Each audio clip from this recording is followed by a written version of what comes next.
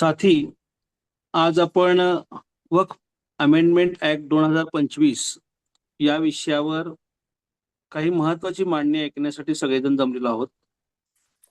खर तर दरम्यानच्या काही घटनांच्यामुळे हा विषय एकदम वेगवेगळ्या माध्यमांमध्ये टॉपला होता.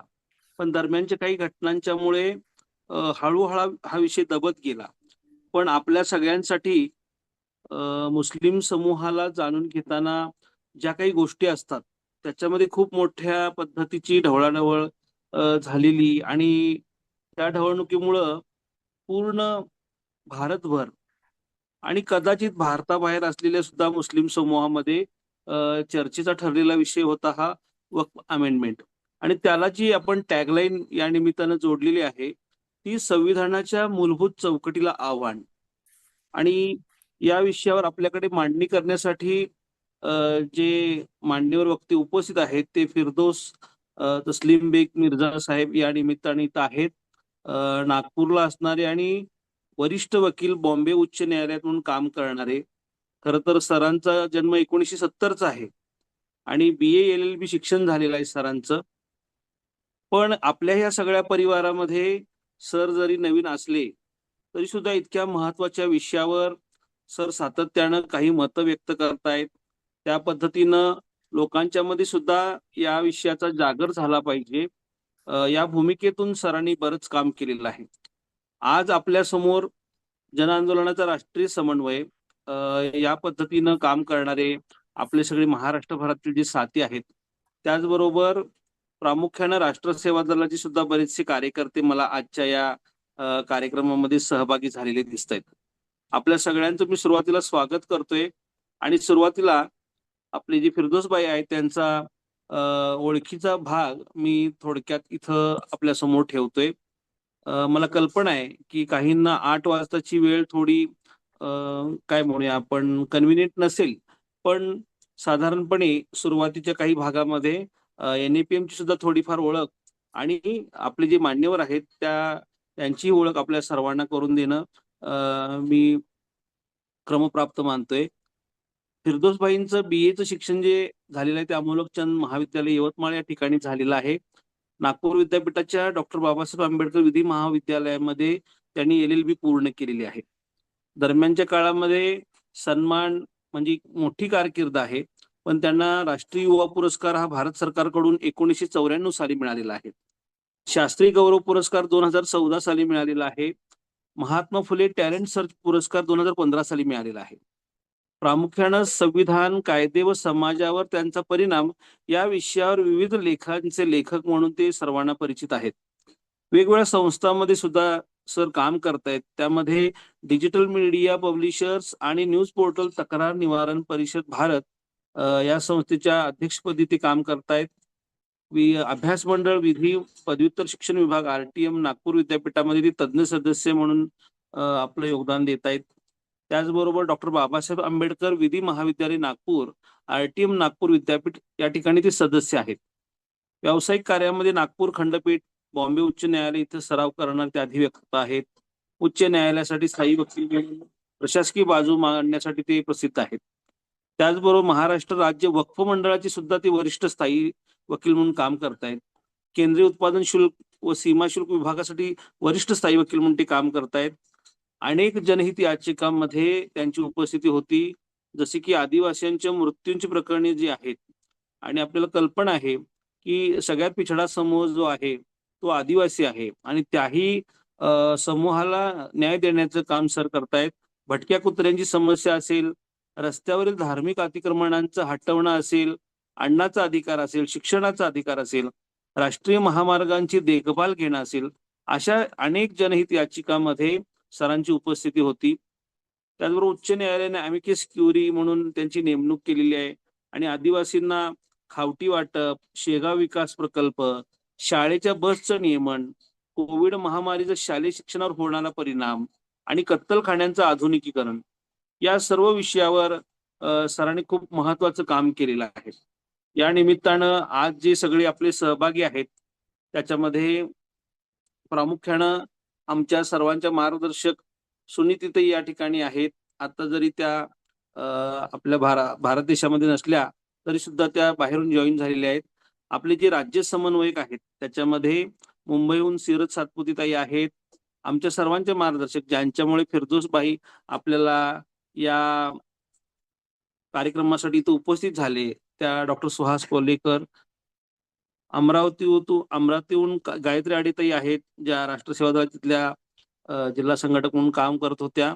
त्याचबरोबर आपले सर्व मान्यवर जे आहेत ते वेगवेगळ्या संस्था संघटनामधून आलेले आहेत आणि इतक्या महत्वाच्या विषयावर काही महत्वाची मांडणी, काही महत्वाचं ऐकायला येणं, याचबरोबर जी परिस्थिती आपल्या आजूबाजूला दिसते त्यामध्ये वक्फ सारखा विषय सातत्यानं चर्चेत राहिलेला असला तरी त्याच्याबद्दलची प्रॉपर माहिती आपल्या सगळ्यांना असते किंवा नसते. तर ही सीमारेषा हळूहळू कमी होत जायला पाहिजे आणि त्याच्याबद्दलची अधिक योग्य आणि महत्वाची अशी माहिती. आणि आता आपण भूमिका घेताना याबद्दल काय भूमिका घेतली पाहिजे. खरं तर NEPM-ची बद्दलची काही भूमिका आहे, पण आपण ती भूमिका आज सरांच्या मांडणीनंतर आपण टॅली केली पाहिजे की आपण जे म्हणतोय, आपण ज्या काही गोष्टी मानतोय त्याबरोबर आपण सरांच्या मांडणीची जर पडताळणी केली तर नक्कीच आपल्याला आजच्या मांडणीचा फायदा होणार आहे. मी ओळख आणि आपल्या सर्वांचं स्वागत करून थांबतोय आणि सुहासताईंना विनंती करतोय की आज या वक्फ अमेंडमेंट ऍक्ट 2025 अशा महत्वाच्या विषयावर आणि त्याला टॅगलाईन जोडलेली आहे, संविधानाच्या मूलभूत चौकटीला आव्हान, तर याबद्दलचं प्रास्ताविक सुहासताईंनी करावं. सगळ्यांना नमस्कार. फिरदौसबाईंचं स्वागत. आपण आधी हा कार्यक्रम 10 तारखेला ठरवत होतो, तो थोडासा पोस्टपोन केला, पण आज असा चांगला योगायोग झाला की आजची 22 तारीख आहे आणि आजच सर्वोच्च न्यायालयातली याची गेले 3 दिवस सलग त्याच्यावर चर्चा होऊन आज ती थांबली आहे आणि याच्यावरचा निर्णय राखून ठेवण्यात आलेला आहे. आम्ही सगळे वेगळ्या वेगळ्या सामाजिक याच्यात काम करणारे आहेत. कायद्याच्या पद्धतीची आमची थोडी थोडी अधूनमधून ओळख असते. माझे स्वतःचे वडील वकील होते म्हणून मला विशेष इंटरेस्ट आहे.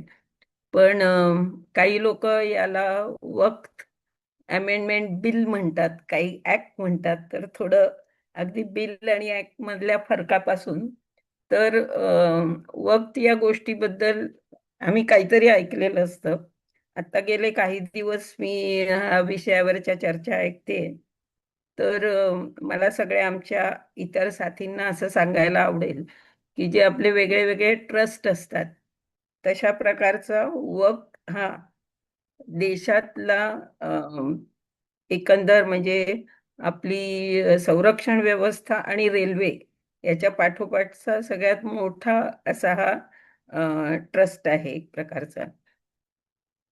पण आपल्याला ह्याच्याबद्दल फारशी माहिती नसते. याच्याकडे वेगळ्या वेगळ्या दृष्टिकोनातून बघता येतं.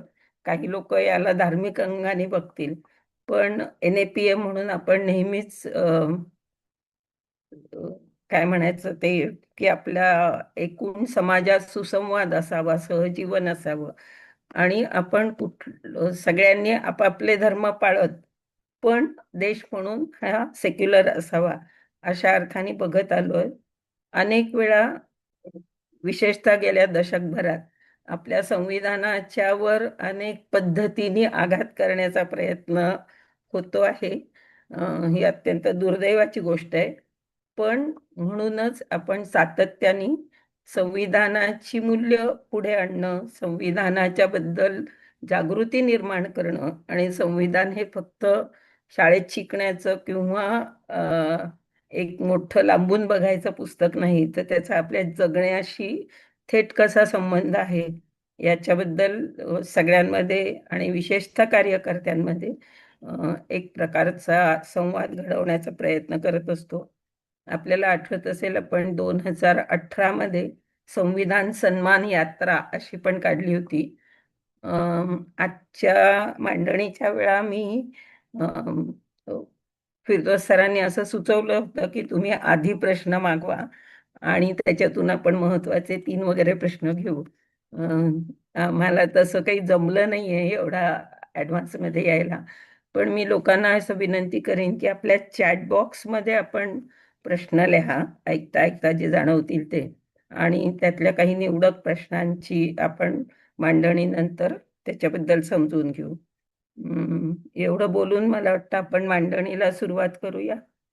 नमस्ते. सगळ्यात आधी मी NAPM चे सगळ्या आयोजकांचं आणि विशेषतः सुहासताईंचं मनापासून आभार व्यक्त करतो की त्यांनी या विषयावर एक चर्चा आयोजित केली. कारण हल्ली देशात चर्चा होत नाही, एक तर वाद होतो किंवा वितंडवाद होतो. तर चर्चा आयोजित केली आणि त्यात मला सामील करून घेतलं, तर पुनश्च आपण आपला आभार. सुहासताई आता बोलल्या की वक्फ ही आपले डिफेन्स आणि रेल्वे यांच्या नंतरचा सगळ्यात मोठा जमीन असलेली एक संस्था आहे. तर ताई, ही सगळ्यात मोठं गैरसमज इथेच आहे. हा एक नॅरेटिव्ह आहे की वक्फ बोर्डकडे या दोन संस्थांनंतर म्हणजे डिफेन्स आणि रेल्वे नंतर इतकी जमीन आहे. आणि सध्या भारतात जो एक नॅरेटिव्ह सुरू झालेला आहे तो असा आहे की मायनॉरिटी, स्पेशली मुसलमान, यांचे इथे काहीही अधिकार नाहीत. यांच्याकडे ज्या प्रॉपर्टीज असतील त्या सगळ्या प्रॉपर्टीज इथे आक्रमण करून घशात घातलेल्या आहेत, जबरदस्तीने घेतलेल्या आहेत. आणि आपण जो सध्याचं शासन निवडून दिलेला आहे तो फक्त यांच्याकडनं तो परत घेण्यासाठी. Business boycott, economic boycott, relations boycott या प्रकारचे कॉल सुद्धा सुरू आहेत. आणि मी या आताच्या कायद्याच्या दुरुस्तीला त्याच नजरेतून बघतोय. तर खरं म्हटलं तर वक्फ बोर्डकडे स्वतःची 1 एकर सुद्धा जागा नाही. तर तो गैरसमज सगळ्यात आधी आपण दूर करूया की वक्फ बोर्ड हा 3 नंबरचा लँड होल्डर आहे.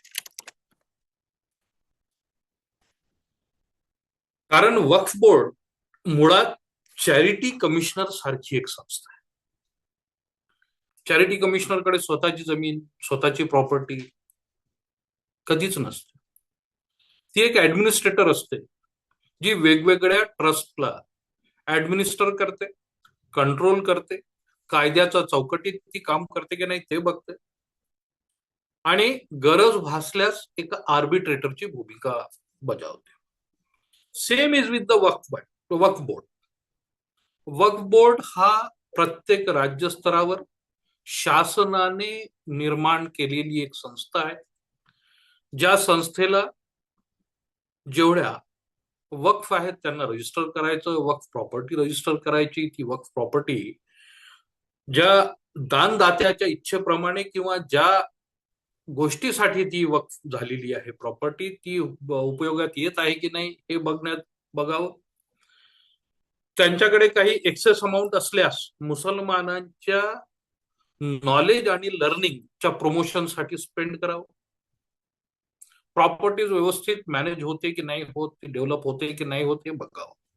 याच्यासाठी निर्माण करण्यात आलेलं आहे. या आधी म्हणजे आता हा जो नवीन अमेंडमेंट आलेला आहे दुरुस्ती त्या कायद्याला, त्याच्या आधी बोर्ड निवडून यायचा होता, अध्यक्ष निवडून यायचे, मेंबर्स निवडून यायचे. तर ते जे निवडून यायचे तर लोकसभेतील त्या राज्यातील जे मुसलमान लोकसभा किंवा राज्यसभेचे सदस्य आहेत, म्हणजे ज्याला आपण पार्लमेंटेरियन्स म्हणतो, खासदार, त्यांच्यापैकी एक म्हणजे मुसलमानांपैकी तेच वोटिंग करायचे मुसलमान. त्याच्यानंतर आमदारांपैकी बार काउन्सिल ऑफ महाराष्ट्राचे जे मेंबर, म्हणजे आपण महाराष्ट्राबद्दल बोलतो त्या राज्याचे बार काउन्सिल ऑफ महाराष्ट्राचे जे मुसलमान मेंबर आहेत त्यापैकी, जर त्यामध्ये नाही तर कुठला तरी एक सिनियर ऍडव्होकेट. जे ट्रस्टीज ज्यांना मुतवल्ली म्हणतात त्या मुतवल्लींपैकी काही. मग पदसिद्ध secretary, joint secretary, minority welfare डिपार्टमेंटचे लोक आणि शासनाने अपॉइंट केलेला एक मुसलमान अधिकारी जो चीफ एक्झिक्युटिव्ह ऑफिसर, अशा प्रकारचं त्याचं कॉन्स्टिट्यूशन होतं. आता ते संपून पूर्णपणे नॉमिनेटेड बाय गव्हर्नमेंट असा कॉन्स्टिट्यूशन आलेलं आहे. तर मला वाटतं की हे क्लिअर झालेलं आहे की वक्फ बोर्डची स्वतःची काहीही मालमत्ता पूर्ण भारतात नाहीये. वेगवेगळ्या वक्फची, आता वक्फ म्हणजे काय, कारण हा शब्द उच्चारायला सुद्धा थोडासा कठीण आहे. वक्फ, काही लोक वकफ म्हणतात, काही लोक वक्फ म्हणतात. तर याला बोलण्यात, वक्फ म्हणजे आपण ट्रस्ट किंवा न्यास हे समजून घ्या. इट इज द सेम, काहीही फरक नाही, फक्त भाषेचा फरक आहे. 1995च्या आधी सगळे वक्फ हे चॅरिटी कमिशनरकडे न्यास म्हणूनच नोंदलेले होते. 95चा कायदा जेव्हा लागू करण्यात आला, एक्सेप्ट मराठवाडा, बाकीच्या रिजन मध्ये महाराष्ट्राच्या, तर हे सगळे डीम्ड रजिस्ट्रेशन मध्ये वक्फ बोर्डाकडे गेले. त्याच्या आधी हे न्यासच होते. तर यांच्यात आणि त्यांच्यात काहीही फरक नाही. मग फरक काय? फरक हा आहे की न्यास दोन प्रकारचे असतात. जसं आपण बाकीचे न्यास बघितले तर हिंदूंचे न्यास आहेत, मंदिर आहेत, मठ आहेत, हे धार्मिक कार्यक्रम घेतात. मग एज्युकेशनल इन्स्टिट्यूशन्सचे ते सुद्धा न्यास नोंदणीमध्ये जातात. They are also registered with the charity commissioner. ते सेक्युलर वर्क करतात म्हणून हे असं. हॉस्पिटल्स आहेत, ते चॅरिटेबल वर्क करतात, त्या hospitals. Same is position here. वक्फ मध्ये इस्लामने ज्याला धार्मिक किंवा चॅरिटी पर्पज म्हटलेलं आहे, इस्लामिक लॉज प्रमाणे, इस्लामिक प्रिन्सिपल्स प्रमाणे, ते वक्फ. खूप सारे मुसलमानांच्या ज्या संस्था आहेत त्या न्यास नोंदणीमध्ये रजिस्टर्ड आहेत. नागपूरला जर म्हटलं तर इथे खूप मोठा दर्गा आहे, हजरत बाबा ताजुद्दीन यांचा. त्याची स्कीम सुप्रीम कोर्टात सेटल झाली होती आणि त्याच्यात प्रत्येक धर्माचा एक मेंबर ठेवण्यात आला होता. तर अशा वेळेस हा जरी दर्गा आहे, जरी इस्लामिक रिलिजियस सिस्टम मध्ये याला धार्मिक आपण स्टेटस देऊ शकतो, हे फायनल होतं, तरीही सेक्युलर कॉन्स्टिट्यूशन ऑफ कमिटी बघता याला जनरल न्यासमध्ये ठेवण्यात आलं, याला वक्फ मध्ये घेतलेलं नाहीये. म्हणजे खूप सारे आपल्याला सापडतील. So this is the basic of the वक्फ. आता वक्फ बोर्ड काय काय करतो? तर वक्फ बोर्ड जो आहे तो सगळ्यात आधी बघतो की जे वक्फ आहेत ते रजिस्टर्ड आहेत का. रजिस्टर्ड नसतील तर रजिस्टर करायचं, जसं न्यास नोंदणीमध्ये. त्यांच्या प्रॉपर्टीज रजिस्टर करायच्या त्यांनी. मग तिथे व्यवस्थित कमिटी आहे की नाही. जर कमिटी नाही, कमिटीला मुतवल्ली म्हणतात, तर मुतवल्ली नेमायचा. आणि तो नेमायचा अशा प्रमाणे की ज्यानं ती दान दिलेली आहे जमीन, त्यानं कशा प्रकारे म्हटलेलं आहे. काही म्हणतात की वारसा हक्काने होईल, काही सज्जादा नशीन असा शब्द आपण ऐकतो, काही तिथे दर्गा सांभाळणारे लोक असतात जे पिढ्यानं पिढ्या त्या दर्गामध्ये सेवा देतात, अशा लोकांना. मग मी आधीच सांगितलं की जे पैसे त्यांच्याकडे एक्सेस आहेत मनी, ते मुसलमानांच्या नॉलेज आणि लर्निंगच्या प्रमोशनसाठी देण्यात यावे. प्रॉपर्टी विकता येत नाही, वक्फची ट्रान्सफर करता येत नाही, फक्त लीज करता येते, पण त्याच्यासाठी परवानगी ही वक्फ बोर्डाची घ्यावी लागते. तर वक्फ बोर्ड ती परवानगी द्यायची की नाही ते ठरवतं.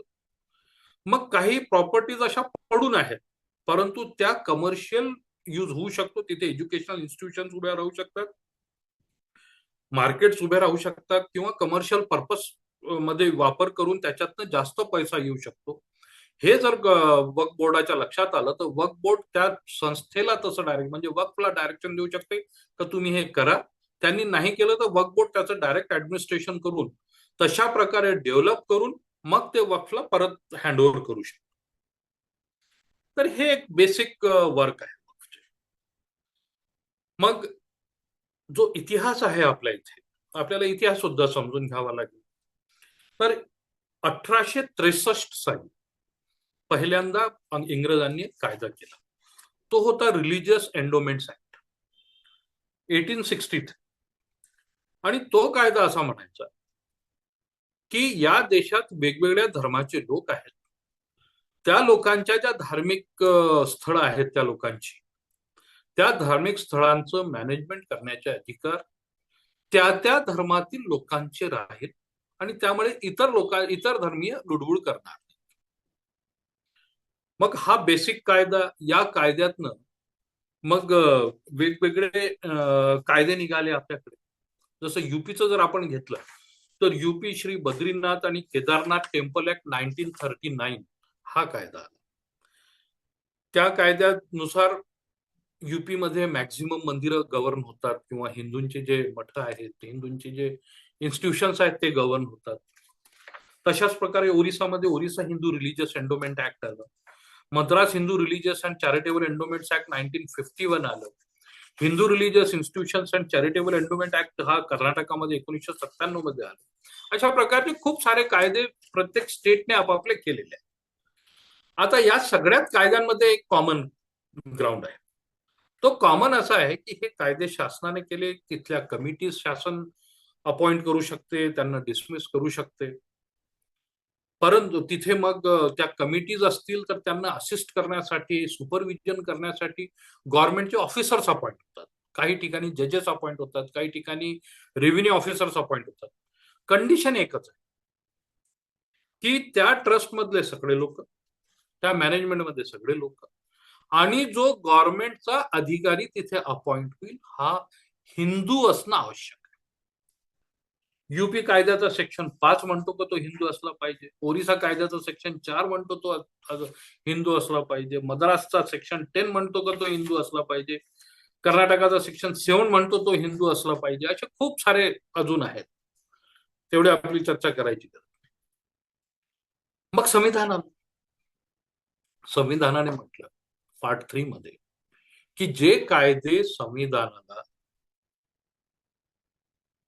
जे पार्ट 3 आहे म्हणजे फंडामेंटल राईट्सचा चॅप्टर, त्यांच्या विरोधात जातील, कायदे असो, कस्टम्स असो, ट्रेडिशन्स असो, ते अनकॉन्स्टिट्युशनल आहेत. तोच आपण क्रायटेरिया किंवा प्रिन्सिपल अप्लाय करून ट्रिपल तलाकला अनकॉन्स्टिट्युशनल डिक्लेअर केलेला आहे. आणि संविधानामध्ये एक आपण फंडामेंटल राईट्सच्या चॅप्टर मध्ये म्हणजे पार्ट 3 मध्ये आर्टिकल 26 आपल्यासाठी आत्मसात केलेला आहे. या आर्टिकल 26 प्रमाणे इथे जेवढे प्रकारचे धार्मिक म्हणजे लोक आहेत त्यांना धार्मिक काही फ्रीडम्स आहेत. त्यापैकी एक फ्रीडम असा आहे, subject to a public order, morality मी वाचतोय, and health, every religious denomination of any section thereof shall have the right to establish and maintain institution for religious and charitable purposes.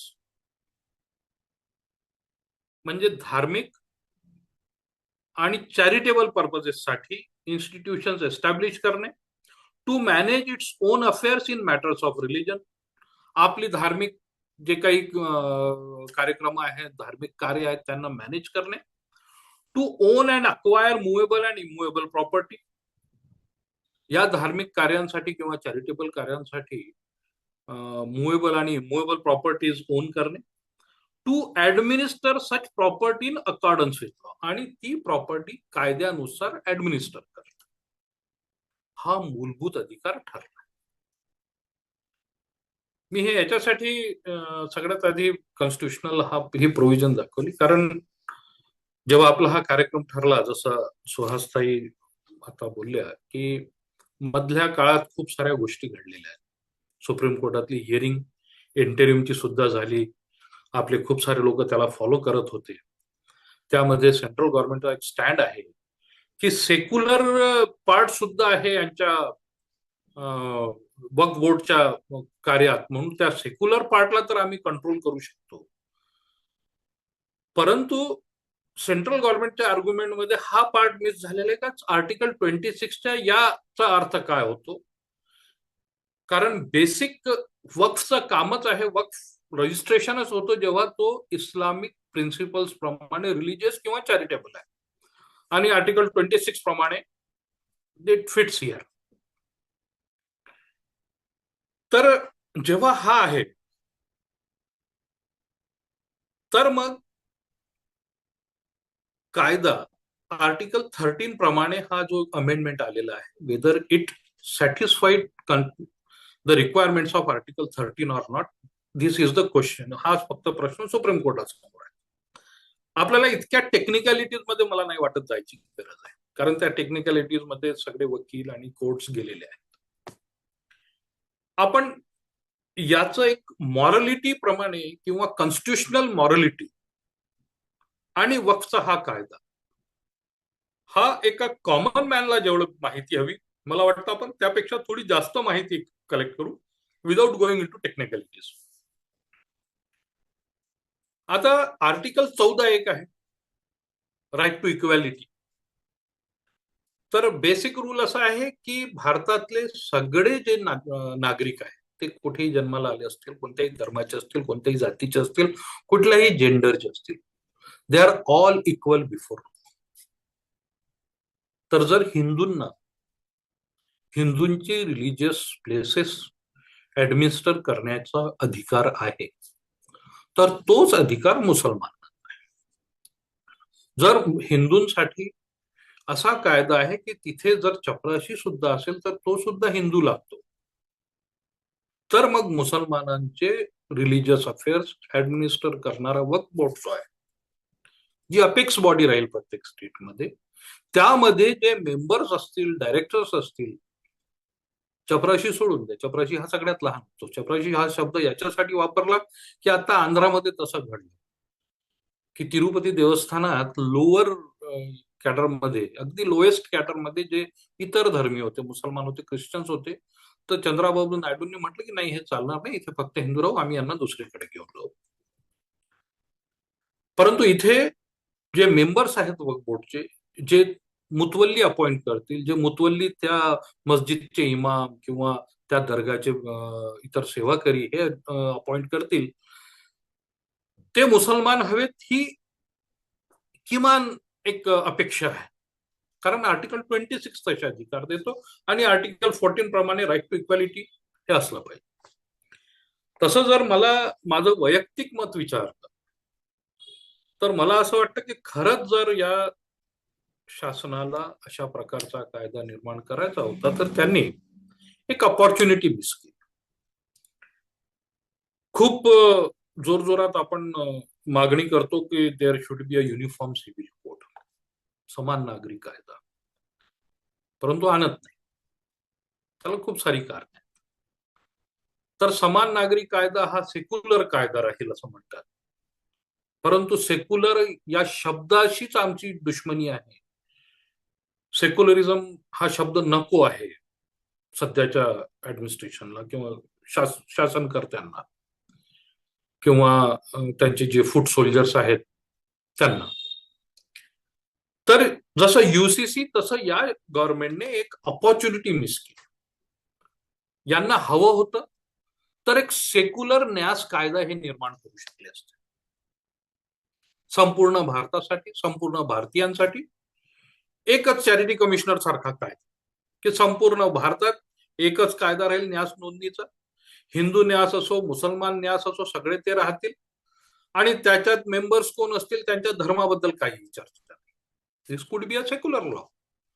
परंतु तसं न करता त्यांनी जो वक्फ बोर्ड आहे, जो आधी पूर्णपणे मुसलमान होता, कारण वक्फ बोर्डाला हे बघण्याची ड्युटी आहे वक्फ बोर्डची की वक्फ जो आहे, म्हणजे जो न्यास आहे, जो ट्रस्ट आहे, जी मस्जिद आहे, दर्गा आहे, कब्रस्तान आहे, ते ज्या स्कूल ऑफ थॉट, म्हणजे हनिफी असेल, शाफी असेल, असे खूप सारे मुसलमानांमध्ये स्कूल ऑफ थॉट आहे, तर जो डोनर आहे त्यांना ज्या स्कूल ऑफ थॉट साठी डोनेट केलेलं आहे, त्यांच्या प्रिन्सिपल प्रमाणे ते चालतायत की नाही, याचा अर्थ असा होतो की they should be expert of Islamic law.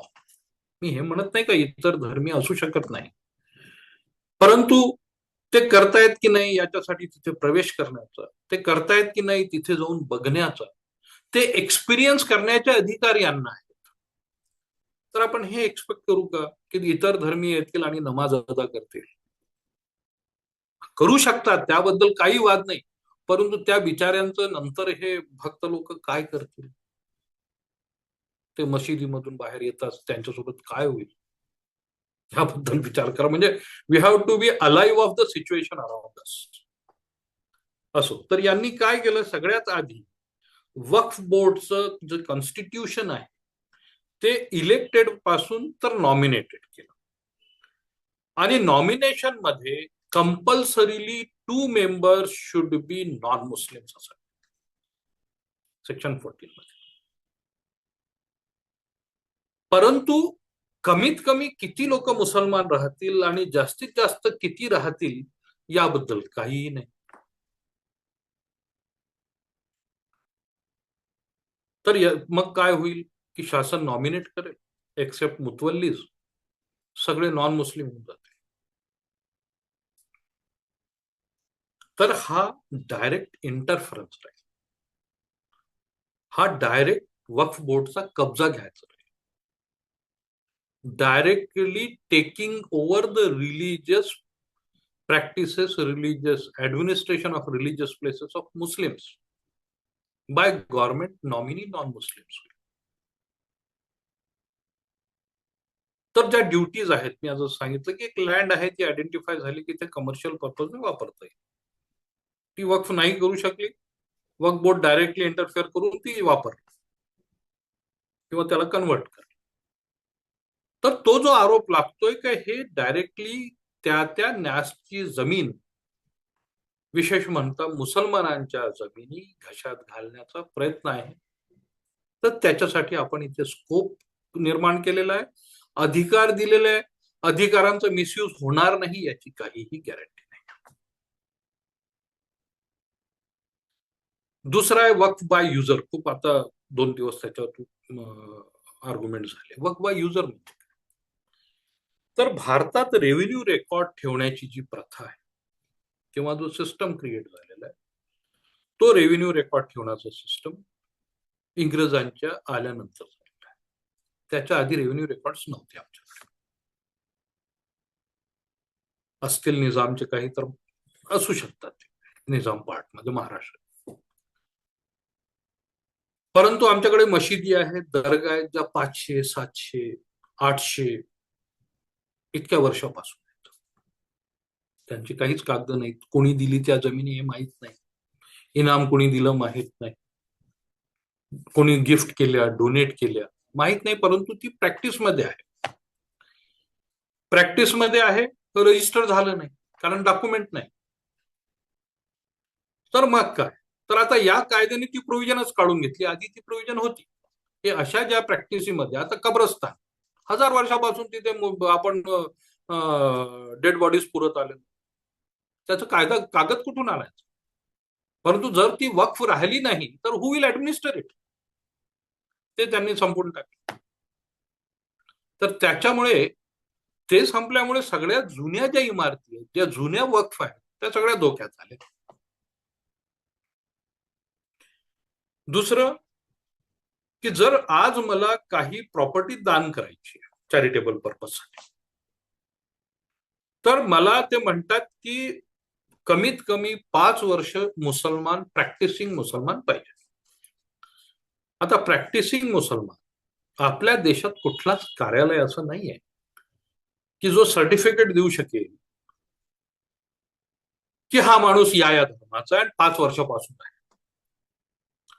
तर मी दिली ती प्रॉपर्टी, कुणीतरी ऑब्जेक्शन घेतला, मी मेलो, मग कुणीतरी ऑब्जेक्शन घेतलं की नाही फिरदौस मिर्झा हे मुसलमान नव्हते. आता कसं सिद्ध करणार, आणि सिद्ध नाही केलं तर ती प्रॉपर्टी वक्फ प्रॉपर्टी होऊ शकणार नाही. आधीच्या कायद्यात हे नव्हतं, तो सेक्युलर कायदा होता, कुणीही करू शकतो. तर जसं आता नागपूर रिजनचा जर आपण विचार केला तर नागपूर रिजन मध्ये खूप आधी मुसलमान राजा फक्त गोंड राजे होते. भक्त बुलंदशाह ज्यांनी नागपूर शहराचं निर्माण केलं ते मुसलमान होते, परंतु गोंड ट्राईबला बिलॉंग करायचे. त्याच्यानंतर भोसले आले, मग इंग्रज आले, तर मुसलमान राजे नव्हते या एरियात. परंतु इतक्या ज्या जमिनी आहेत, ज्यांच्यावर मशिदी आहेत, प्रत्येक गावात कब्रस्तान आहे, ईदगाह आहे, त्या याच राजांनी जे मुसलमान नव्हते त्यांनी इनाम दिलेले आहेत खूप साऱ्या ठिकाणी, आणि त्याच्यावर वक्फ सुरू आहे. आता ते म्हणतात की नाही, फक्त 5 वर्ष मुसलमान असेल तोच, यापैकी इतर कुणी देऊ शकत नाही. तर जर एखाद्या दर्गावर एखाद्या माझ्या हिंदू बांधवाचं, शीख बांधवाचं, बौद्ध बांधवाचा विश्वास आहे, श्रद्धा आहे, आणि ते तिथे डोनेट करू इच्छितात, तर ते नाही करू शकणार. तर तुमचा जो आर्टिकल म्हणजे राईट टू प्रॉपर्टी आहे, तुमची जी लिबर्टी आहे, तुमच्या पर्सनल प्रॉपर्टीवरचा जो अधिकार आहे, अदर दॅन मुस्लिम्स, त्याच्यावर गदा आणलेली आहे. तुम्ही तुमची प्रॉपर्टी देऊ शकत नाही, त्याच्यासाठी वेगळा न्यास क्रिएट करा.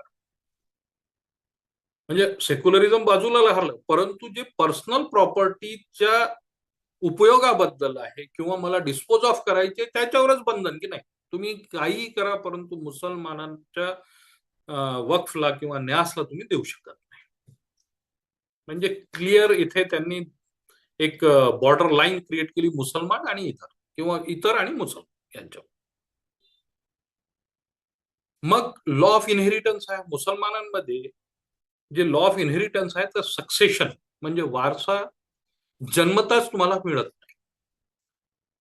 ज्या दिवशी वडील मरण पावते, ज्यावेळेस मरण पावले तिथून तो ओपन होतो, तेव्हापर्यंत त्या प्रॉपर्टीचा पूर्ण उपभोग ते घेतात. दिस इज द डिफरन्स. जसं हिंदूंमध्ये तो जन्मला, ती जन्मली तेव्हापासून त्यांचं त्याच्यावर राईट असतो, पण इथे नाहीये. तर कुणालाही तो देऊ शकतो, काही करू शकतो, परंतु या कायद्यात त्यांनी त्याला बंधन घातलं की जर तुम्ही तुमची प्रॉपर्टी, एक वक्फ आहे, वक्फुल औलाद म्हणजे आपल्या नंतर येणाऱ्या जनरेशन्सच्या बेटरमेंटसाठी न्यास निर्माण करणे, जसं फॅमिली ट्रस्ट असतो तसं. तर त्यामध्ये जे तुमचे वारस आहेत त्यांचे जे अधिकार आहेत त्यांना धक्का न लागू देता तुम्ही करा. म्हणजे काय, त्याचाच अर्थ असा की मला माझ्या प्रॉपर्टीची विल्हेवाट किंवा कुणाला जास्त द्यायची कुणाला कमी द्यायची तसं नाही करता येणार. So again my right to dispose my property, to enjoy my property, that is gone.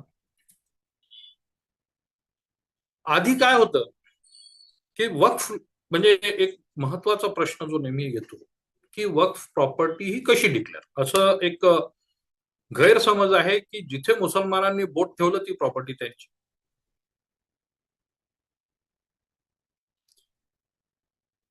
ते गावाच्या गाव डिक्लेअर करून टाकतात की ही प्रॉपर्टी आमची आहे. ते कशावरही सुप्रीम कोर्टावर ते डिक्लेअर करतात की ही प्रॉपर्टी आमची आहे, हायकोर्टाला म्हणतात की हायकोर्टाची प्रॉपर्टी आमची आहे, उद्याला हे म्हणतील की पूर्ण भारत आमचं आहे. मग कसं कर, म्हणून गरज आहे अशी डिमांड होती. तर हे समजून घेणं आवश्यक आहे की वक्फ प्रॉपर्टीज कशा झाल्या. तर जेव्हा हा कायदा आला तर शासनाला, प्रत्येक राज्य शासनाला एक कमिशनर अपॉइंट करायचा होता. कमिशनर म्हणजे खूप वरच्या लेवलचा ऑफिसर, जो सर्वे कमिशनर होता पूर्ण राज्यासाठी. त्याला संपूर्ण राज्याचा सर्वे करायचा, राज्याचा सर्वे करून या राज्यात किती वक्फ प्रॉपर्टी आहे यांचे रेकॉर्ड्स चेक करून तो शासनाला लिस्ट सबमिट करायची की इतकी वक्फ प्रॉपर्टी आहे, या वक्फची, त्या न्यासचं नाव, प्रॉपर्टीचे डिटेल्स. मग महाराष्ट्र शासन म्हणजे आपल्यासाठी महाराष्ट्र शासन मग महाराष्ट्र स्टेट वक्फ बोर्डला ती लिस्ट फॉरवर्ड करणार, वक्फ बोर्ड ती बघणार.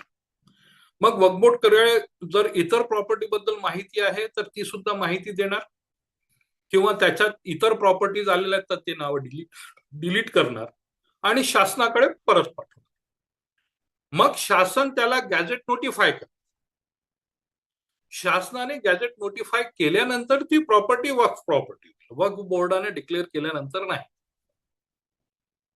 मग शासनाने ती डिक्लेअर केली, परंतु मला असं वाटतं की याच्यात चुकीनं ही प्रॉपर्टी आलेली आहे, तर मी त्याला वक्फ ट्रिब्युनलमध्ये चॅलेंज करेन. आता वक्फ ट्रिब्युनल काय, तर वक्फ ट्रिब्युनल हे महाराष्ट्र शासनाने अपॉइंट केलेलं एक न्यायिक न्यायाधिकरण, आणि it is presided over bye a district जज, सिटिंग डिस्ट्रिक्ट जज, रिटायर्ड किंवा त्याला रिहॅबिलिटेट केलेला आहे असं नाही, किंवा कोणी मौलाना त्याला मॅनेज करतोय असं नाही. तो सिटिंग डिस्ट्रिक्ट जज आहे. प्रत्येक 2 ते 3 वर्षात त्यांच्या ट्रान्सफर्स होतात तो, आणि त्याच्यासोबत 2 मेंबर्स असतात, एक ऍडमिनिस्ट्रेटिव्ह आणि एक रिलिजन समज असणार. जसं महाराष्ट्र ऍडमिनिस्ट्रेटिव्ह ट्रिब्युनलमध्ये सेम पोझिशन आहे. खूप सारे ट्रिब्युनल्स आहेत, त्यामध्ये मल्टी मेंबर ट्रिब्युनल्स असतात. तसा हा मल्टी मेंबर ट्रिब्युनल, कंझ्युमरचा आहे तुमचं ट्रिब्युनल, ते मल्टी मेंबर आहे. तसं हा मग त्यांच्याकडे अपीलमध्ये जे काही होईल त्याच्यानंतर सेक्शन 83(9) प्रमाणे हायकोर्टात रिव्हिजन, हायकोर्टात रिव्हिजन झाल्यानंतर SLP सुप्रीम कोर्टात, इतक्या ठिकाणी त्याला चॅलेंज करता येईल आणि मग ठरेल की ही प्रॉपर्टी वक्फ प्रॉपर्टी आहे की नाही. नंबर 2, जे ऑलरेडी चॅरिटी कमिशनरकडे प्रॉपर्टीज रजिस्टर होती न्यासची आधी, ती सगळी ट्रान्सफर होईल वक्फ बोर्डकडे, ती पूर्ण लिस्ट, ती प्रॉपर्टी. तर असं नाही आहे की वक्फ बोर्ड म्हणेल किंवा वक्फ म्हणेल ती सगळी म्हणजे कोणी मुसलमान म्हटलं की हे आमची प्रॉपर्टी आहे, वक्फची प्रॉपर्टी, आणि ती त्यांना मिळेल. हे फार मोठा गैरसमज होता. आता यांनी काय केलं की त्या जो कमिशनर रँकचा माणूस होता त्याची रँक कमी करून टाकली. Now collector which includes deputy collector, अशा प्रकारचं अमेंडमेंट यांनी केलं. आणि आता कलेक्टर की कलेक्टर सर्वे करेल आणि कलेक्टर ठरवेल. परंतु याच्यात एक भयंकर त्यांनी गोम ठेवली, ती अशी आहे की जर समजा एखादी जमीन वक्फ म्हणून वापरात आलेली आहे, परंतु कोणीतरी म्हटलं की नाही ही जमीन सरकारी जमीन आहे, ही वक्फची प्रॉपर्टी नाही, तर जेव्हापर्यंत कलेक्टर हे ठरवत नाही की ही प्रॉपर्टी वक्फ प्रॉपर्टी आहे की शासकीय प्रॉपर्टी आहे, तेव्हापर्यंत त्या प्रॉपर्टीचा वक्फ म्हणून वापर करता येणार नाही. आता इमॅजिन करा, एक 400 वर्ष जुनी मस्जिद आहे, 400-500 वर्ष जुनं एक कब्रस्तान आहे जे आजही वापरत आहे, किंवा ईदगाह आहे किंवा एखादी दर्गा आहे, ती वापरात आहे इतक्या 400 वर्षांपासून, आणि आज कोणीतरी ऑब्जेक्शन क्रिएट करतो आणि कलेक्टर म्हणतो ठीक आहे मी डिसाईड करेल. आता कलेक्टर 2 वर्ष 3 वर्षापर्यंत जर डिसाईड करू शकला नाही, तर तितक्या पिरियडमध्ये तिथे मस्जिदमध्ये नमाज होणार नाही, दर्गामध्ये आम्ही जाऊ शकणार नाही फात्या पडायला, ईदगामध्ये नमाज होणार नाही, आणि कब्रस्तानमध्ये कुणाला आम्ही दफन करू शकणार. म्हणजे ते 400 वर्षाचा वापर होता एका पत्रावर थांबला. अजून ते लोन महाराष्ट्रात पूर्णपणे आलेलं नाही, परंतु वरच्या गायपट्ट्यात आपण बघितलं तर ते सुरू आहे. प्रत्येक मशिदी खाली काय आहे ते शोधणं सुरू आहे. तर जस्ट इमॅजिन की जर असं घडलं तर काय काय.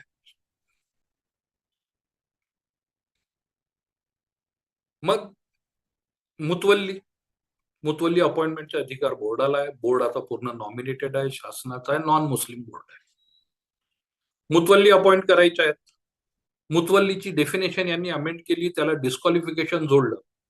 परंतु जसं हिंदूंच्या मंदिरांबद्दल कायदे आहेत त्याच्यात डिस्क्वालिफिकेशन स्पेसिफिक आहे की जर तो हिंदू नाही तर तो होऊ शकत नाही, तसं डिस्क्वालिफिकेशन मुतवल्लीसाठी जोडलं नाही की तो मुसलमान नाही तर होऊ शकत नाही. तर इमॅजिन करा की तुमच्या गावातील जी सगळ्यात मोठी जी मशीद आहे, ज्याच्याकडे खूप सारी दुकानं, खूप सारं हे आहे, प्रॉपर्टीज आहेत, तिथे आम्ही एका पंडितजीला मुतवल्ली म्हणून अपॉइंट करून दिलं. त्या पंडितजींनी एक दुसऱ्या पंडितजीला इमाम म्हणून अपॉइंट करून दिलं. कायदा परमिट्स, कारण कायद्यामध्ये कुठेच बंधनं नाहीत. ते म्हणतात मग प्रत्येक गोष्टीसाठी तुम्ही कोर्टात जा, तर डिस्क्वालिफिकेशन नाही, बंधन नाही. इनफॅक्ट देर इज प्रोव्हिजन की नॉन मुस्लिम असला पाहिजे वक्फ बोर्डात, ते आहेत. मुतवल्ली मुसलमान नच हवा आणि मुस्लिम इतर राहू शकत नाही असं कुठेच कायदा नाही. तर या अमेंडमेंटमुळे, या कायद्याच्या दुरुस्तीमुळे इतक्या साऱ्या गोष्टी ज्या मुसलमानांचे जे बेसिक फंडामेंटल राईट्स आहेत त्यांना इफेक्ट करतात, त्यांच्या वक्फ प्रॉपर्टीज धोक्यात आणतायत, म्हणून याचा विरोध होतोय. कारण जो बेसिक स्ट्रक्चरचा फॉर्म्युला सुप्रीम कोर्टाने डिसाईड केला केशवानंद भारतीच्या केसमध्ये, आणि त्यामध्ये SR Bommai versus union of इंडियाच्या केसमध्ये कॉन्स्टिट्यूशन बेंच ऑफ सुप्रीम कोर्टाने डिसाईड केलं आणि म्हटलेलं आहे का सेक्युलरिझम. कारण ज्यावेळेस SR बोम्माईची केस डिसाईड होत होती त्यावेळेस अमेंडमेंट घ्यायचं होतं, सेक्युलरिझम जे आपण घेतलेलं आहे प्रिएम्बल मध्ये, त्याच्या आधीची केस होती. तर म्हटलं आहे का secularism is part of basic structure. तर जर सेक्युलरिझमच जातोय या कायद्यामुळे, तर तो कायदा कसा राहू शकतो? आता ताई म्हणाले का बिल अमेंडमेंट, काही लोक बिल म्हणतात, काही लोक अमेंडमेंट म्हणतात. तर बिल जेव्हापर्यंत पार्लमेंट पास करत नाही तेव्हापर्यंत तो कायदा बिल असतो. बिल म्हणून शासनाने पार्लमेंटकडे का पाठवलं, पार्लमेंटने तो बिल पारित केला, राष्ट्रपतींनी मंजुरी देताच तो कायद्यात झाला. परंतु मूळ कायदा होता वक्फ ऍक्ट, त्याच्यातल्या काही प्रोव्हिजन्स चेंज केल्या म्हणून तो अमेंडमेंट कायदा, दुरुस्तीचा कायदा. आणि आता त्याचं नाव यांनी बदलून एक लांब लचक नाव ठेवलेलं आहे, the unified Waqf management empowerment efficiency and development act 1995. तर माझं असं मत आहे की खरंच शासनाला इतकी, म्हणजे या शासनाला इतकी मुसलमानांच्या प्रॉपर्टीजची चिंता आहे. बघा, you have to test it by your experience. मागच्या 11 वर्षाचा एक्सपिरियन्स असं नाही आहे का मुसलमानांचा एवढा कळवळा आहे या शासनाला. परंतु त्यांनी असं म्हटलं, तर जर खरंच असं करायचं होतं तर त्यांना हा कायदा अजून मजबूत करता आला असता, की ज्या लोकांच्या ताब्यात वक्फच्या जमिनी आहेत, ज्यांचं भाडं फार कमी आहे, ते कुठल्याही धर्माचे असो, त्यांच्याकडनं ते काढून घ्यायचे. त्याच्यासाठी पूर्ण मशिनरीचा सपोर्ट, पुन्हा एकदा सर्वे विथ दी हायर ऑफिसर्स. आता जर आपण बघितलं की कलेक्टर इज बीन युज्ड आणि त्यालाच डिसाईड करायचं आहे, तर मग कलेक्टर हा शासकीय अधिकारी आहे आणि शासकीय जमीन आहे की नाही तोच डिसाईड करणार, म्हणजे कन्फ्लिक्ट ऑफ इंटरेस्ट तर येईलच, की तेच वकील, तेच क्लायंट आणि तेच जज. सो दे विल बिकम जज इन देअर ओन कॉज, जे परमिसिबल नाही आहे. कमीत कमी 10 जजमेंट सापडतील सुप्रीम कोर्टाचे सांगणार. परंतु असा कायदा निर्माण केला. अजून खूप साऱ्या म्हणजे याच्यात त्यांनी प्रोव्हिजन्स निर्माण केले रिगार्डिंग सेक्युलर ऍक्टिव्हिटीज. जे मेन आर्ग्युमेंट होतं सुप्रीम कोर्टात, त्याच्यासाठी स्पेसिफिक सेक्शन 96 ऑलरेडी आहे या कायद्यात, की सेक्शन 96 खाली जे सेक्युलर ऍक्टिव्हिटीज आहे, जसे हॉस्पिटल्स चालवायचे, कॉलेजेस चालवायचे, शाळा चालवायच्या, त्या सेक्युलर ऍक्टिव्हिटीज आहेत. तर या सेक्युलर ऍक्टिव्हिटीज कंट्रोल करण्याचे सेंट्रल गव्हर्नमेंट आणि स्टेट गव्हर्नमेंटला ऑलरेडी सेक्शन 96 ने अधिकार दिलेले आहेत. त्याच्यासाठी इतकं मोठं ऑपरेशन करायची गरज नव्हती. आपण जर बघितलं तर याआधी यांनी एक अमेंडमेंट आणलेलं आहे सिटिझनशिप ऍक्ट. त्यावेळेस खूप आंदोलन झालेलं आहे सीए एनआरसी साठी. आता हा कायदा, मग एक फार मजेदार कायदा मधल्या काळात आलं सुप्रीम कोर्टाच्या ट्रिपल तलाकच्या जजमेंट नंतर, प्रोटेक्शन ऑफ मुस्लिम वुमन नावाचा कायदा आणला. त्या कायद्यात डायव्हर्स हा पेनल ऑफेन्स करून टाकला. पूर्ण जगात डायव्हर्स हा पेनल ऑफेन्स कुठेच नाही, फक्त भारतात.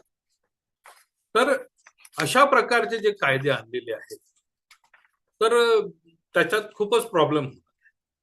आणि हा जर कायदा आला तर मुसलमानांच्या जमिनी ज्या इतक्या वर्षापासून सेफ आहेत, ठीक आहे, मला वाटतं की ऍडमिनिस्टर व्यवस्थित झाल्या नसतील, किंवा त्यांच्यापासून ज्या समाजाला फायदे व्हायला पाहिजे किंवा देशाला फायदे व्हायला पाहिजे चॅरिटेबल पर्पज नुसार, कारण चॅरिटीमध्ये धर्म नसतो. जे बेनिफिशियरी असतात, चालवणाऱ्यांचा धर्म असू शकतो परंतु बेनिफिशियरींचा नसतो. तर त्यापर्यंत ते पोहोचू शकले नाही. तर याला स्ट्रीम लाईन करण्यासाठी फक्त रूल्स निर्माण करायची गरज होती.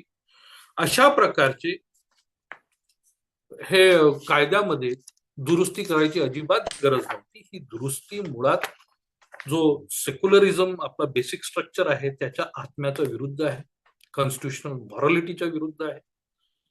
त्यामुळे या कायद्याला आम्ही विरोध करतोय.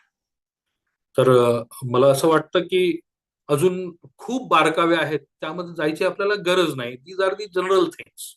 आणि आता उहापोह सुप्रीम कोर्ट करेलच, किती करेल, काय काय होईल.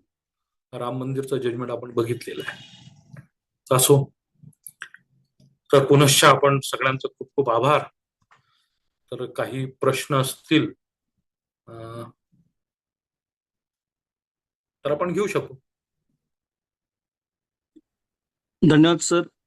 खरं तर चॅट बॉक्समध्ये सुद्धा बरेच जण धन्यवाद व्यक्त करतायत की तसं पाहायला गेलं तर ज्या पद्धतीनं अफवा लोकांच्या कानावर भरभर पसरल्या होत्या आणि या विषयाबद्दल खूप वेगवेगळ्या पद्धतीच्या शंका लोकांच्या मध्ये होत्या आणि शंका म्हणण्यापेक्षा वस्तुस्थिती म्हणण्यापेक्षा अफवा जास्त लोकांच्या कानावर आदळत राहिल्या आणि तुमच्या या विवेचनामुळे क्लॅरिटी आली की हे नेमकं काय आहे आणि आज ज्या पद्धतीने तुम्ही लढत आहात त्या सगळ्या प्रक्रियेमध्ये आम्ही तुमच्या सोबत आहोत आणि ही जी सगळी साथी इथं आहेत वेगवेगळ्या संस्था संघटनांची साथी आहेत, हे अलायन्स आहे. त्यामुळं मला असं वाटतं की या निमित्तानं आणखीन प्रश्नोत्तरामध्ये काही चर्चा होऊ शकते. तर इथं जे उपस्थित सर्व साथी आहेत त्यांना विनंती आहे की आपण आपला प्रश्न चॅटबॉक्समध्ये टाकू शकता किंवा आपण स्वतःला अनम्यूट करून प्रश्न विचारू शकता. ताईंचा जो प्रश्न होता कलेक्टरचा, मला वाटतं आय हॅव तुम्ही उत्तर दिलं त्याचं. तुम्ही उत्तर दिलेलं दिलं आहे. हो, त्याचं हो. तुम्ही लँड दिलंय ग्रॅबिंग आधीच. आहे त्याचे मी डिटेल्स दिलेले आहेत की एकदा ऍडमिनिस्ट्रेशन हाती आल्यानंतर काय काय होऊ शकतं ते आपण बघतोच आहे. कारण आपण जर बघितलं तर आधी आपल्याकडे प्रधानमंत्रींचा एक फंड होता, तो आपण बंद करून पीएम केअर्स केला आणि आता म्हणतो की पीएम केअर्स हा माहितीच्या अधिकारात येत नाही, म्हणून आम्ही त्याबद्दल काहीही माहिती देणार नाही, किती पैसे आले आणि कुठे गेले. तर इन्स्टिट्यूशन्स, प्रत्येक इन्स्टिट्यूशन आज भारतातील धोक्यात आहे आणि हळूहळू प्रत्येक इन्स्टिट्यूशन काबीज करण्याचे प्रयत्न सुरू आहेत. तर तोच प्रयत्न इथे आहे. तर लँड ग्रॅबिंग तर रिट लार्ज आहे. मला असं विचारायचं होतं की लॉ ऑफ लिमिटेशन मध्ये असं आहे की 12 वर्ष जर कोणी त्या जागेवर त्याचा कब्जा असला तो त्याची होऊ शकते. तर मग हा जो वक्फ बाय युजर जो कायदा काढला आहे आणि आपण असं म्हणतो की जर एखाद्याने एखादी मशीद किंवा कब्रस्तान अनेक वर्षापासून तिथे आहे आणि कोणी लिटिगेशन टाकलं की हे जागा व अशी अशी आहे, तर ते कलेक्टर डिसाईड करेल की ते कोणाची जागा आहे आणि तोपर्यंत तिथे काहीच वापरता येऊ शकत नाही. तर मग ती जागा लॉ ऑफ लिमिटेशन मध्ये त्यांची होऊ शकत नाही का, असा माझा एक मनात संभ्रम आहे. नाही, लॉ ऑफ लिमिटेशन आतापर्यंत अप्लाय नव्हता, पहिल्यांदा वक्फ ऍक्ट मध्ये अप्लाय केलेला आहे आणि तुम्ही म्हणता त्याच्या एक्झॅक्ट अपोजिट अप्लाय केलेला आहे. आधी लॉ ऑफ लिमिटेशन वक्फ लँडचा जो प्रायव्हेट युजर होता त्याला अप्लिकेबल नव्हतं. जसं तुम्ही म्हणता 12 वर्ष किंवा 30 वर्ष जो लिमिटेशन ऍक्ट आहे, आता अप्लाय केला की वक्फ लँड जर तुम्ही 12 वर्षापर्यंत कुणाच्या ताब्यात आहे बाय ऍडव्हर्स पोझिशन तर तो त्याला जाईल, परंतु ती वक्फला अप्लाय केली नाही. कारण कलेक्टर आता डिसाईड करतोय ती शासनाची आहे की वक्फची आहे, तर इट विल नॉट अप्लाय. असा उलटा अप्लिकेशन केलेला आहे. फार म्हणजे इंटेलिजंटली ड्राफ्टेड लॉ आहे. अच्छा. मला सर इथं 3 प्रश्न आहेत की जे मला सरांना विचारायचे, जेवढं सर मी ऐकलं तेवढं. सर सुरुवातीला आपल्याकडे सर जे युपीएससी आयोग आहे किंवा युपीएससी जे काही म्हणजे कलेक्टरची जी काही निवड सर करतंय, तर त्याच्यामध्ये सर त्याचा जो काही सिलेबसचा जो सर ढाचा आहे, तर सर त्या ढाच्यामध्ये मुळात सर असे जे काही म्हणजे म्हणतात ना क्रिटिकल ज्या काही गोष्टी येतात, म्हणजे एखादी सिच्युएशन येते, एखादा धर्म किंवा काही ज्या काही गोष्टी येतात, तर सर त्यासाठी अधिकाऱ्यांचं सर असं काही प्रशिक्षण होऊ शकतं का? म्हणजे आपल्या संविधानाने तशी काही तरतूद सर आहे का की ज्यावेळी असा काही प्रश्न येतो धर्म किंवा जे काही विवादाच्या संवादातला, तर सर त्यासाठी काही प्रशिक्षणाची तरतूद असेल का किंवा होईल का? कारण सर कलेक्टर सगळे सर आता जुनेच आहेत, म्हणजे जे म्हणजे त्यांची एज आपला देश संविधानानुसार चालतो आणि संविधान म्हणतो की देश हा धर्मनिरपेक्ष राहील. Yes yes. सर्व त्यासाठी सर असे धर्म आणि धर्मनिरपेक्षता याच्यात फरक आहे. येस. मग सर असे काही प्रशिक्षण सर होऊ शकतात का की ज्याच्यामध्ये सर कलेक्टरला सर असे काही अधिकार आहेत किंवा ज्याच्यामध्ये तो निरपेक्षपणे काही असं न्याय देऊ शकेल? कारण सर बऱ्यापैकी सर असं होतं त्यांना की कायद्याप्रमाणे न्याय द्यावा, त्यांना धार्मिक गोष्टींमध्ये लुडबुड कशाला करायची. Okay okay. हा, दुसरा सर माझा सर प्रश्न असा आहे की जे काही सर आता वाद जे काही सर आता निर्माण होत आहेत की बाबा ही जमीन आमची, ही जमीन तुमची, तर म्हणजे जसं की सर आता म्हणजे नाही का एखाद्या म्हणजे आपण काय म्हणूया मंदिराच्या जागेवरती मस्जिद होती किंवा काय, तर सर ह्याच्यामध्ये सर सर्वसामान्य नागरिक म्हणून सर त्यांची सर भूमिका सर काय असणं अपेक्षित आहे? कारण सर सगळ्या सर गोष्टी ज्युडिशियरी नको ह्याच्यामध्ये सर म्हणजे आपण त्याला म्हणूया ना सामोपचारानं सर असं काही म्हणजे निघू शकतो का सर तोडगा काय निघू शकेल का? जर समोपचार आहे तर कायद्याची काय गरज आहे? गरज आहे, बरोबर आहे, बरोबर. कायद्याची गरजच मग सर राहत नाही. कायदा याच्यासाठी जेव्हा भांडणं आहेत तेव्हा तिथे कायदा, वकील आणि जजेस आहे. हम्म. तर आणि प्रत्येक गाव तिसरा सर समोपचाराने काम करतोय तर गरज नाही. हम्म. आणि सर तिसरा सर माझा सर प्रश्न हा आहे की आता सर मी विद्यार्थ्यांमध्ये सर ज्यावेळेस सर म्हणजे मी करतो म्हणजे जातो इवन दो की बाबा सिलेबस मधल्या ज्या काही गोष्टी म्हणजे असतातच पण सर ज्यावेळेस सर विद्यार्थी सर मला सर असा प्रश्न रेज करतात की सर पुस्तकामध्ये आम्ही जे काही शिकतोय ते वेगळं आहे आणि आता वस्तुस्थिती सर वेगळी आहे तर सर ह्याच्यामध्ये म्हणजे नेमकं सर काय म्हणून सर म्हणजे मी त्यांना सर उत्तर सर देऊ शकतो म्हणजे थोडक्यात कारण सर हे खूप विचित्र सर प्रश्न सर असतात विद्यार्थ्यांचे. म्हणजे हा वक्फशी निगडीत नाही आहे तुमचा प्रश्न, हा जनरल प्रश्न आहे. आणि जनरल प्रश्न असा आहे तर जसं आता इतिहास जर घेतला तर आम्ही जे शाळांमध्ये इतिहास वाचला आता तो इतिहास बोलायला लागलो तर देशद्रोही होणार. शिवाजी महाराज खूप लढले, खूप भांडले, त्यांनी खूप लढाया केल्या आणि जिंकले इथपर्यंत इतिहास आहे. परंतु कुणासोबत भांडले, कोण होता तिथे तो नाव नाही घेतायत. तर तुम्ही जे म्हणताय तो तसं झालं. तर वक्फ कायदा जर घेतला तर पहिलंच जो जे अफवा आहे आणि एक्झॅक्टली पुस्तकांमध्ये हे की वक्फ बोर्डाच्या मालकीची जमीन कुठेही नाही. तर त्याच्यासाठी तुम्हाला हे सगळे बारकावे कायद्याचे वाचावे लागतील, नंतरच तुम्ही विद्यार्थ्यांना सांगू शकणार. किंवा थँक्यू सर. तुमचा जो प्रश्न आहे त्याला तुम्हाला स्पेसिफिक राईट डाऊन म्हणजे मी ताईंना लोकांना लिहिण्यासाठी याच्यासाठी सांगितलं की जेव्हा आपण लिहितो म्हणजे बोलणं आणि लिहिणं जेव्हा लिहितो तर आपण दोनदा विचार करतो त्याच्यावर आणि तो स्पेसिफिक आणि डायरेक्ट प्रश्न येतो. ओरल मध्ये तो येत नाही. सर नमस्कार. खूपच नमस्कार. महत्वाची माहिती आणि केवळ माहिती नाही तर त्याच्या पलीकडे आमची भूमिका तयार व्हायला आपल्या विवेचन जे केलं त्याची खूप मदत होते आहे. मला 2 प्रश्न ते थोडेसे तांत्रिक स्वरूपाचेच आहेत, की एकतर आता तुम्ही जे म्हणालात, की त्याचं एक लांबलचक आता जे नाव दिलेलं आहे ते, तर तो स्वतंत्र कायदा म्हणून ते बघताहेत का अमेंडमेंट म्हणूनच बघताहेत? हे मला नीट समजलं नाही.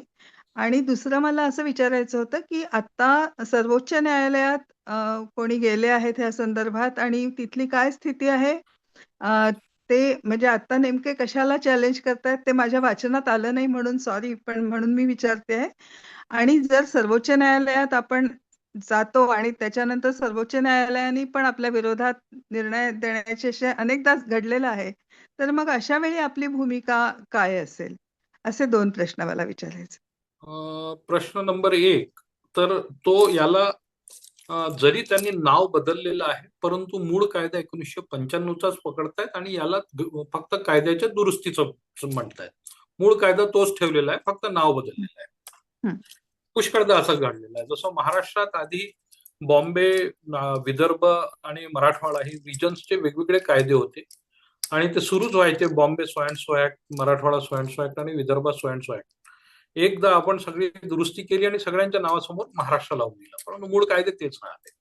So it is just like that. It is amendment act ज्याच्यावर आपण चर्चा करतोय. मूळ कायदा 95चा आहे, नाव बदललं पूर्ण त्याचं.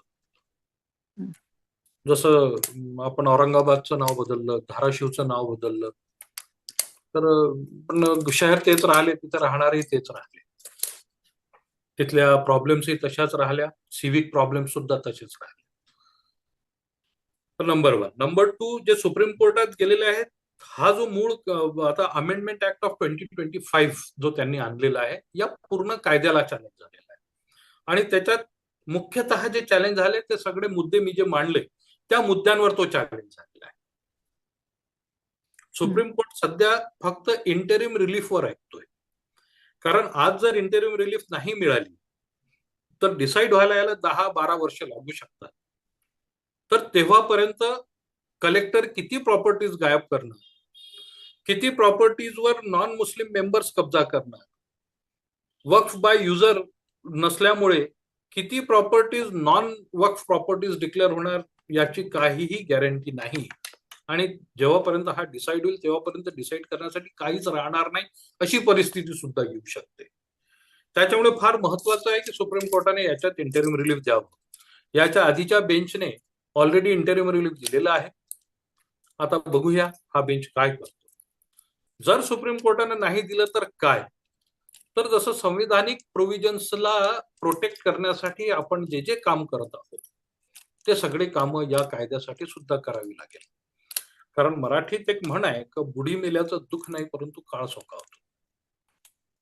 तर आज जर मुसलमानांचा आर्टिकल 26 मधला फंडामेंटल राईट निघून गेला, तर आज यांचा निघाला, तर मग इतर जे नागरिक आहेत भारताचे त्यांचे फंडामेंटल राईट्स कसे प्रोटेक्ट होतील. एक एक करून सगळे फंडामेंटल राईट्स संपतील. डायरेक्टली नाही, इनडायरेक्टली संपवण्यात येतील आणि आपण पुन्हा आपल्यापैकीच काही लोकांचे गुलाम होऊ अशी परिस्थिती निर्माण होईल. कारण विदाऊट फंडामेंटल राईट्स तुम्ही काहीही नाही.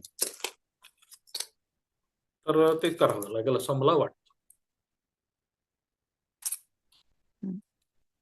धन्यवाद सर. कारण सुप्रीम कोर्टाच्या वर कुठलंच अपील नाहीये आपल्याकडे.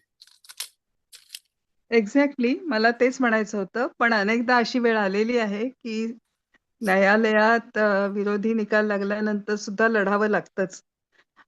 त्याच्या पुन्हा संवैधानिक पद्धती आपल्याला शोधाव्या लागतील आणि त्या कशा असतील अशा स्वरूपाचा माझा खरं प्रश्न आहे. त्यासाठी आपण एक इंडिपेंडंट वेबिनार करू. जरूर. बुरखा हा मुस्लिम धर्माचा इसेन्शियल भाग नाही अशी आरडाओरड आधी केली जायची. तसं वक्फ हा मुस्लिम धर्माचा इसेन्शियल भाग नाहीये. जसं कृपाण हा शीख धर्माचा आहे तसं अशी आरडाओरड केली जाते. तर त्याला नक्की काय उत्तर दिलं ते मला समजलं नाहीये. म्हणजे आता तुमच्या बोलण्यात आलं असेल पण मी मिस केलं असेल तर सॉरी. पण आताच्या सुप्रीम कोर्टाच्या सगळ्या ह्याच्यामध्ये डिस्कशन झालं होतं पण मला ते समजलं नाही, तर प्लीज सांगाल का? बघा, असं आहे की एसेन्शियल पार्ट आणि नॉन एसेन्शियल पार्ट्स धर्मात असं काही असतं हे मला माहित नाही. आणि इस्लाम मध्ये तर एसेन्शियल पार्ट ज्याला म्हणू तसं काहीच तुम्हाला दिसणार नाही का हे केलं नाही तर तुम्ही मुसलमान राहणार नाही.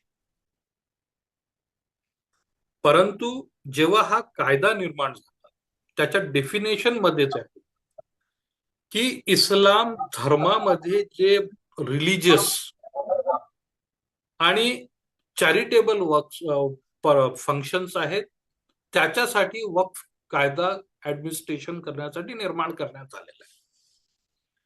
आता जर माझ्याकडे इतकी मालमत्ताच नाही की मला डोनेट करता येईल तर मी करू शकणार आहे का? तर त्याचं उत्तर आहे नाही. जर आहे तर मी करू शकणार, परंतु मालमत्ताच नाही आणि मी डोनेट करू शकलो नाही तर मी मुसलमान राहणार नाही का? मी राहू शकणार. आणि आहे आणि डोनेट नाही केली तरी मी राहू शकणार. परंतु मी डोनेट केली आणि स्पेसिफिक पर्पज साठी जो रिलिजियस पर्पज आहे त्याच्यासाठी डोनेट केली तर मग तो एसेन्शियल पार्ट होणार नाही का? हा एक आर्ग्युमेंट आहे की एसेन्शियल नाही आहे.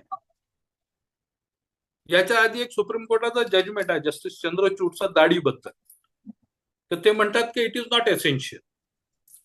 आणि त्याच्यातच जसं तुम्ही कृपांचं म्हटलंय तसं शिखांच्या केसांबद्दल म्हटलेलं आहे की त्यांच्यासाठी ते कंपल्सरी असल्यामुळे. परंतु आज जर तुम्ही बाहेर निघाला तर with the change of times खूप सारे माझे शीख बांधव हे दाढीला ट्रिम करून ठेवतात. तर हा प्रश्न आर्टिकल 26 नंतर येऊ शकतो का हा आहे. कारण आर्टिकल 26 फार क्लिअर आहे regarding religious institutions, not the compulsory part of religion. तर मला असं वाटतं की याबद्दल काही सुप्रीम कोर्टाने विचार करायला नको आहे. And comparing with the individual choices of burqa is a individual choice की आपल्याला किती कपडे घालायचे, पूर्ण कपडे घालायचे, बुरका घालायचा, तो प्रत्येकाचा इंडिव्हिज्युअल चॉईस आहे. तर त्याला एक म्हणजे कम्युनिटीच्या जी कम्युनिटी प्रॉपर्टी आहे त्यासोबत आपण कम्पेअर नाही करू शकणार असं मला वाटतं. आता हा जसा अं, आला एसेन्शियल प्रॅक्टिस, तसंच एक इश्यू अजून होता सुप्रीम कोर्टात, तो माझ्याकडनं मिस झाला. ती आहे ट्रायबल एरिया मधल्या लँड, त्याच्यावर सुद्धा आर्ग्युमेंट झाले. आता महाराष्ट्रात अशा ट्राईब्स आहेत, जसं मी म्हटलं की नागपूर ज्यांनी वसवलं ते गोंडराजे, Bakht Bulandshah, he was a Muslim by religion. तर अशा खूप साऱ्या ट्राईब्स आहेत, तडवी ट्राईब आहे जे मुसलमान आहेत. परंतु जर हा कायदा लागू झाला तर ते कधीही आपली प्रॉपर्टी वक्फसाठी डोनेट करू शकणार नाही. म्हणजे जे ट्रायबल एरियाज आहेत तिथे जर डोनेट नाही, मला परचेस करून वक्फ क्रिएट करायचं आहे, तर ती प्रॉपर्टी सुद्धा मला मिळणार नाही. म्हणजे त्या एरियाजमध्ये जे मुसलमान राहतात त्यांचा हा जो राईट आहे to establish their institution of religion किंवा प्रॅक्टिस रिलीजन किंवा ऑफर प्रेयर्स, याच्यासाठी जागाच मिळणार नाही. हा एक दुसरा फार खतरनाक पार्ट आहे.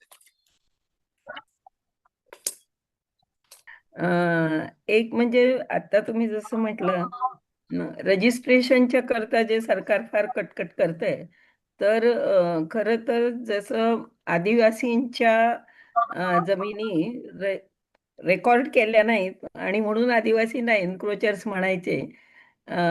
तर याच्याबद्दल बरंच हे करून आदिवासी भागात NAPMचं काम आहे, तिथे त्या जमिनी आपण करून घेतल्या. आणि आता आपल्याला माहिती आहे की अनेक ठिकाणी आपण जे ट्रॅडिशनल राईट्स आहेत ते रिस्पेक्ट करणं, असं जसं फॉरेस्ट राईट्सच्या वेळा केलं की अन्याय झालाय आणि ते रिस्पेक्ट करायला पाहिजे. तसंच जे रजिस्टर न केलेले जमिनी आहेत याच्यातल्या, ते युजर याच्यामध्ये खरं इतकं स्पष्ट आहे ना, म्हणजे सरकारची जबाबदारी रजिस्ट्रेशनची होती आणि सरकारने काम केलं नाही, तर करेक्ट. त्याचा दोष हा काही ज्याची म्हणजे जमीन आहे त्याला लागताच कामा नये, हे इतकं ताई, स्पष्ट आता असताना. सरकारला दोष तुम्हाला देता येत नाही. जो सरकारला दोष देईल तो देशद्रोही होईल. सरकार म्हणजे आणि आम्ही देशामधलं जी लाईन आम्ही आहे आहोतच आम्ही ब्लर NAPM. केलेली आहे. NAPM म्हणून आम्हाला सगळ्यांना त्या कॅटेगरीत धरतातच. आणि म्हणून मला असं वाटतं की जो एक असा मुद्दा आहे की समजा सरकारने नीट उत्तर दिलं नाही तर आपण काय करायचं. तर याच याने की हा फक्त मुसलमानांचा प्रश्न नाही, तर हा सगळ्यांसाठीचा प्रश्न आहे. हा संविधानावर आघात आहे आणि म्हणून आपण याच्या विरुद्ध आवाज उठवत राहायलाच पाहिजे, येस. असं मला म्हणावंसं वाटतं. दुसरं एक छोटीशी शंका होती की ज्या मशिदी किंवा काही या काय म्हणतो आपण, दर्गा नाही, संरक्षित ASI हे कडे आर्किओलॉजिकल आर्काइव्हल सर्वे. इम्पॉर्टन्स असं केलंय, तर मग त्या वक्त राहणार नाही, असा एक नाही काहीतरी मुद्दा आहे, तो जरा स्पष्ट नाही झाला. नाही, तो करेक्ट. सांगता जे का? ASI कडे रजिस्टर्ड आहेत त्या हं. ASI च्या होतील, वक्फच्या कंट्रोल मधनं बाहेर निघतील.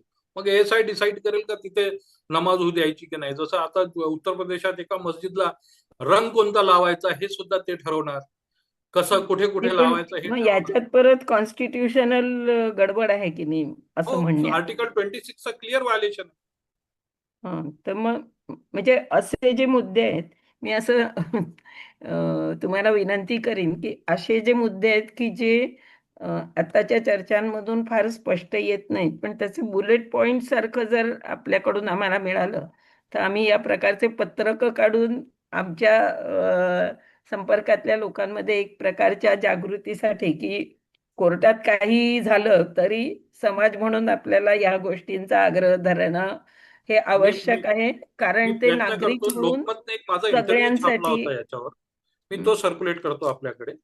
अजून काही चालेल, हवं मला असेल तर ईमेल करा तो. मी पाठवतो. आणि NAPMचं आपलं एक मासिक निघतं दर महिन्याला, आंदोलन म्हणून. त्यात रेकॉर्डिंगच्या आधारे आम्ही लिहिण्याचा प्रयत्न करतो, पण आपण जर लिखित लेख म्हणूनच दिला तर त्याच्यात छापता येऊ शकेल. थोडस म्हणजे पॉसिटी ऑफ टाइम ज्याला म्हणतो तो राहीलच, तरी बघू आपण. हा, Let us try. प्रयत्न करूया. साधारण कुठल्याही महिन्याच्या एक 18 ते 20 तारखेच्या दरम्यान आम्हाला पण मिळालं. आता त्याच्यात थोडी आज भर याच्यावर घालून आम्ही फार तो जास्त बोलणं म्हणजे फ्युटाईल होऊ शकतो. आता सुप्रीम कोर्टात काय जजमेंट ऑर्डर येतो त्याची वाट बघावी असं मला वाटतं. हो, आपण घाई नको करूया. फक्त एक आता बोलतोच आहोत म्हणून मी विनंती करून ठेवते. आणि खूप छान आपण आम्हाला मार्गदर्शन केलं.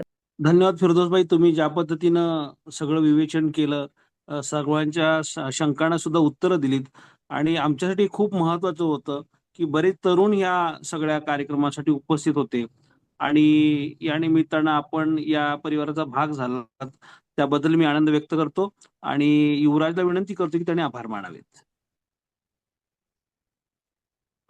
जिंदाबाद. तसं आता म्हणजे बरेच मुद्दे ठळकपणे समोर आलेत. आपल्याला आपण नुसतं वेबिनार घेतो, तो वेबिनार नंतर आपण त्याच्यावर कामही करतो. त्यामुळं आपलं जे पहिलं याच्यावरचं जे छापलेलं आहे ती मांडणी आम्हाला मिळेल, त्यावर आम्ही नक्कीच पुढे घेऊ.